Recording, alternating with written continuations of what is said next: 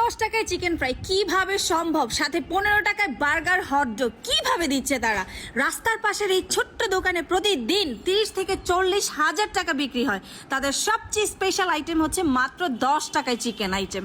2024 সালে এসেও যে মাত্র 10 টাকায় চিকেন ফ্রাই পাবো, এটা আমি ভাবতেও পারিনি। আচ্ছা মামা, 10 টাকায় চিকেন সিঙ্গারাটা আপনি কিভাবে দিচ্ছেন? ছিলাম সবসময় গরিব দুঃখীর সাথে থাকবো, তার জন্য আমি এই বাজাপুরো আইটেম নিয়ে নামছি, যাতে সবাইকে চিপ রেটে ভালো জিনিস খেতে দিতে পারে। আমার দোকানটা মূলত চিকেন সিঙ্গারা, যা দেখতেছেন সব চিকেনের আইটেম, অন্য কোনো আইটেম নেই। আর পুরান ঢাকা আমরাই প্রথম যে 10 টাকায় চিকেন সিঙ্গারা এবং 10 টাকায় চিকেন ফ্রাই।